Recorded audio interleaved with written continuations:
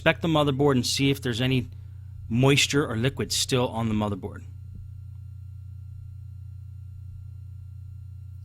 So I'm starting to take some components out. We want to get to motherboard level here. If you suspect there's any liquid in the motherboard at all, do not power the computer on, pull the battery out, take it all apart, and look at the motherboard in every little crevice of the motherboard. That's what we're going to do, and that's what I recommend on water-damaged laptops of any sort. Don't power them on even when the customer comes in. Don't let the customer power them on when it's in your shop, because you know they brought it in because it was damaged because of the water, and it can't get any better if they're sitting there trying to charge it with power. So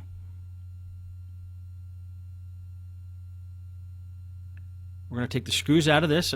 On a Toshiba laptop, you can take screws out and be somewhat reckless, knowing that there's holes where the screws go, and next to each hole where you're taking the screws out of, there's a little label indicator telling you what size screw goes in that hole. So it makes it easy for us to put them back together.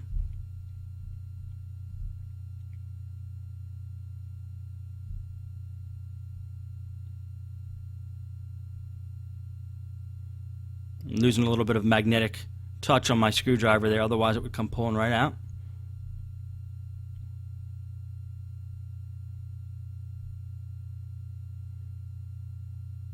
Okay, when you're sure you got all the screws out of the bottom,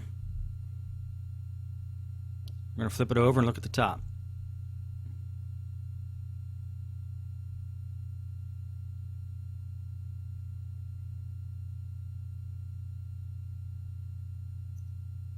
And the first thing I'm going to do is get that hinge cover plate off, and it's different on every laptop. Some laptops don't even have this hinge cover plate, but this is the key to getting the keyboard and the screen off, and that's what we want to do. Gently, if you have to, put some pressure on the sides there and try to pull it up. Okay, it took me a little while, but I finally figured out the way to get this up. Now, since we have all the screws out from the bottom of the computer, we know there's no screws holding this plate in. Just pop it up. Now let's look for water damage here right on the spot.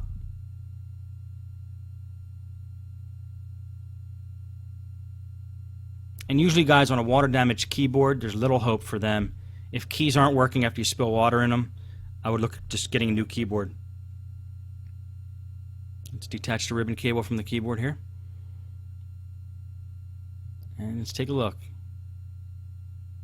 What do we see?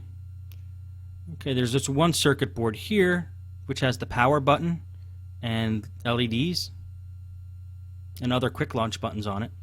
Let's get that off.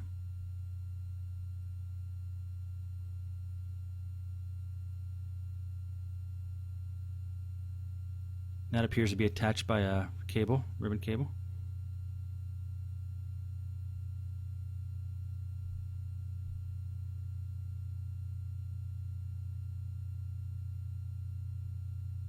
And we're going to pull that out. We're going to inspect that. And we're actually going to see that there's water damage right there along one of the buttons. So we definitely want to get that cleaned up, that corrosion. See that white? That's from the liquid. What I do to get rid of that is trusty toothbrush and some hand sanitizer.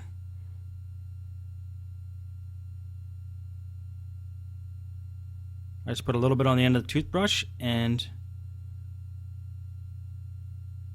running out here of hand sanitizer, but we'll just squeeze a couple drops on there. Or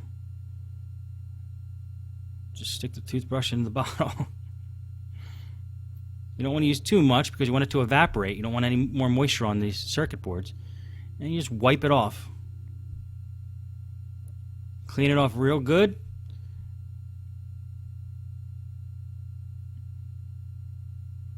And just brush that corrosion away. Now we're also going to see the edge of the keyboard has a little bit of water damage as well, so at least we know where the water was going, and we can see that it hit the bottom left hand corner of the keyboard. So this might be a good indicator to help us find out if there's any damage under that section. If there's motherboard under there or what, we could check it out, make sure there's no damage there. So I'm going to inspect that section there.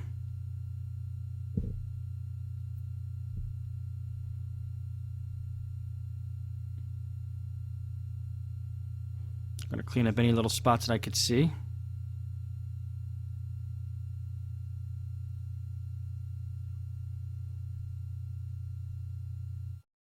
So what I want to do is pull up that corner there and get a flashlight, shoot it in there, see if you see any spots of corrosion.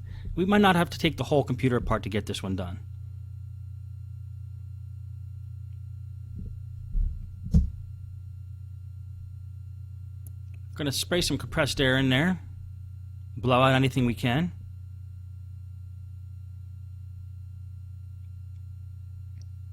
We're going to grab the toothbrush, and because I do see little spots of corrosion there, I'm going to clean it up right there. It's not a lot though.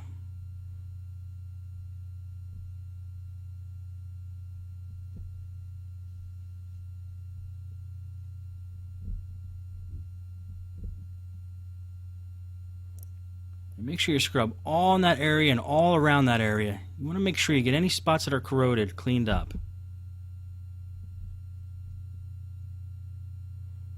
And then look all around that area. Shine a light in there if you have to. Or if you do have to get the whole computer apart to check out the motherboard, go ahead and do that. Okay, continue to inspect here and just see if you see any other spots. If you do, hit them with that toothbrush and the hand sanitizer. Don't overdo it. Like I said, you don't want globs of the hand sanitizer on there. You want something that's going to evaporate fast. So just a film would be fine.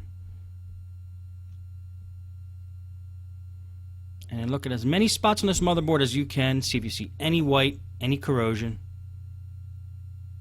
And when you're confident you have everything, you can start putting the computer back together.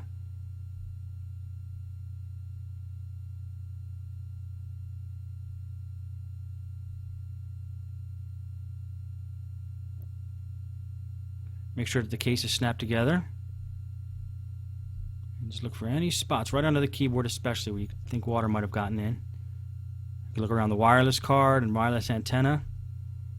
And just be as thorough as you can. It's pretty much the main rule. Now also with this computer,